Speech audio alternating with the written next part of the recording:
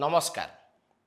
आजिर editorial ले आमे जने प्रभावशाली बाबू कार्तिक बाबू बाबद टिके आलोचना करिबा। मु जेतेबेले ए कथाटी कहूची आपनकु जे कार्तिक बाबू जने प्रभावशाली ऑफिसर तांको बाबद आज आमे आलोचना करिबा।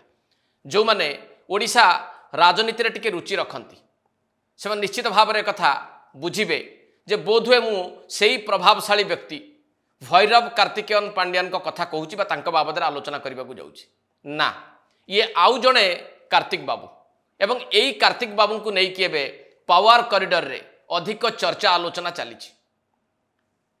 ये भी सेमती जने प्रभावशाली बाबू हेई थाई पारंती नहले काहेकि ए कार्तिक बाबू को नहीं किए चर्चा आलोचना होउची पावर कॉरिडोर रे। आपण माने समस्ते एक कथा भल भावे जानिछंती एवं मनरु मध्य आपण पासोरी नथिबे। जणे थिले कार्तिक बाबू। कार्तिक कहिले समस्ते बुझुतिले सी होउचंती बिजु जनता दलर हर्ता कर्ता दैव विधाता थिबा भैरव कार्तिकेयन पांड्यान बा VK पांड्यान जहांक प्रति दल एवं दलर सुप्रीमोंकर थिला अहेतुक दुर्बलता बा मात्राधिक दुर्बलता। ये जो मात्राधिक दुर्बलतार सुजोग नहीं थिले भैरव कार्तिकेयन पांड्यान बीजेडी सर्वे सर्वा भी हो गले एवं ये जो मात्राधिक दुर्बलता शेष में कौन कला बिजु जनता दल को एवं बिजु जनता दलर सुप्रीमो नवीन पट्टनायक को उभय को क्षमतारू बेदखल करदेला। बीजेडी सरकार चलीगला। एक कथा ओडिशावासी भल भावे बुझीचंती जे बीजेडी एइथिपाई क्षमतारू चलीगला बा बीजेडी सरकार एइथिपाई निर्वाचन में परास्त हैला तार एकमात्र कारण होउची अहेतुक बा मात्राधिक दुर्बलता भैरव कार्तिकेयन पांड्यान को ऊपर। मुझे कथाटी को कहीं आपन को मन पकेली कारण ये जो कार्तिक बाबू को बाबद में आम आज चर्चा करने को जाउछंती बा जो कार्तिक बाबू को बाबद में आलोचना होउची बोली मु आपन को कहूची से कार्तिक बाबू किए तांको परिचय मध्य टिके आपन जानिबा दरकार।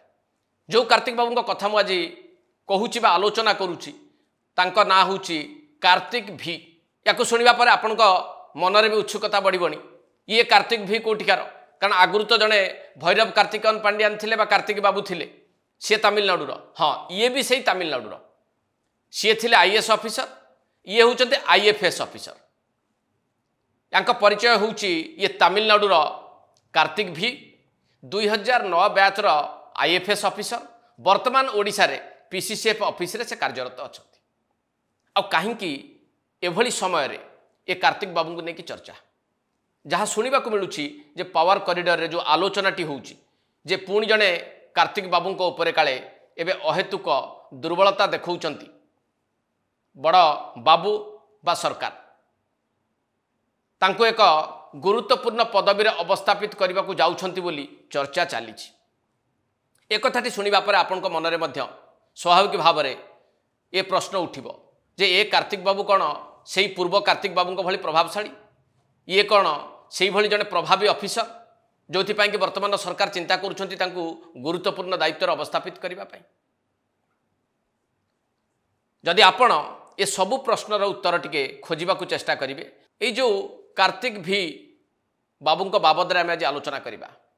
ये किछि वर्ष पूर्वरु जाइथिले काम करिबा पई central academy for staff forest service institute जोड़ा कोइम्बाटूर रे अछि सेठी से जब कार्य करुले से गोटे बड़ सर्टिफिकेट मिलता।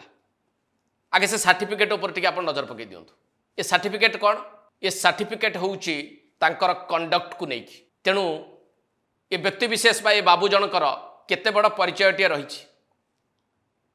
ये जो सर्टिफिकेट कथा मु कहूची ये थिला एक तदंत रिपोर्ट कार्तिक V को बाबद रे काहेकि तदंत करा जायथिला ना अभियोग आसीथिला बाबू सेक्सुअल हारासमेंट केस रे जड़ित अछंती।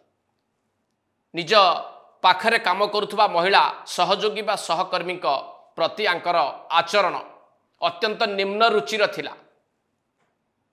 आ से तदंत किए करिथिला central academy for staff forest service रो जो इंटरनल कंप्लेंट कमिटी अछि बा ICC सी प्रथमे बाबू को बाबद रे तदंत करिथिला।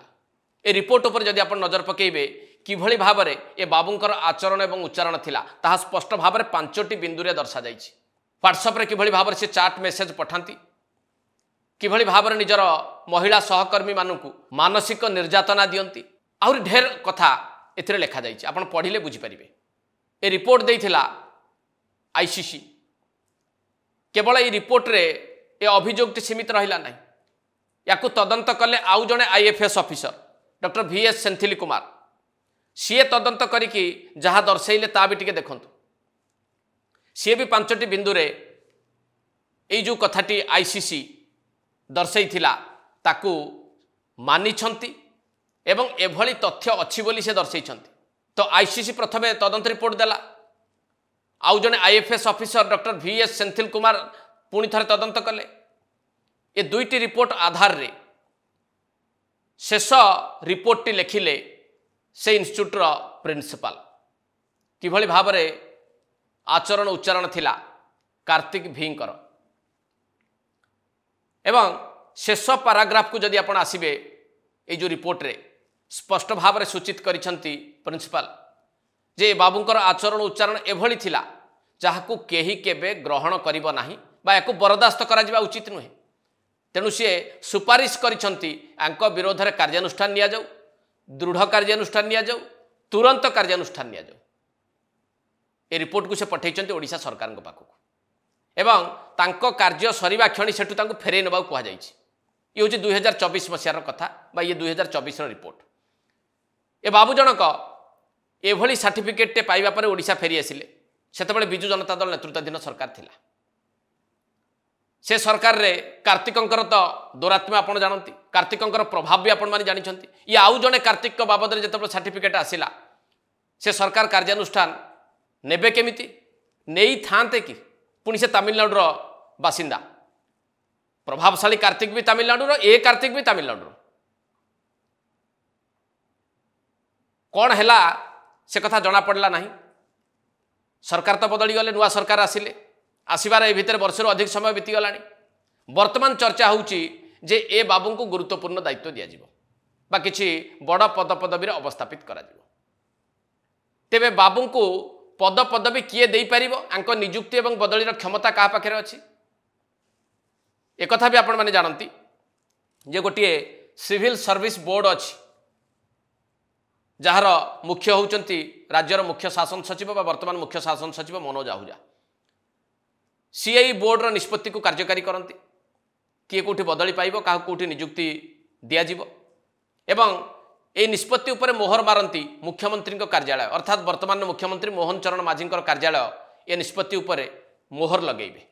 तेणु एबे आपण माने चिंता करंतु एई बाबूंक बाबद रे कार्तिक भींक बाबद रे जो मोटा सर्टिफिकेट आसी जो लंबा सर्टिफिकेट आसी यौन निर्यातना भली सांघातिक अभियोग आंक विरोध में रही अभियोगर तदंत रिपोर्ट आसी दंड विधान करने को कहुई एपर्यंत ए सरकार करिसेंती ना नहीं आ जदि करना एबे दंड विधान करने उचित बोली भावुंट ना पुरस्कृत करने को सरकार चाहूँगी ता भी टिके आपण चिंता करंतु।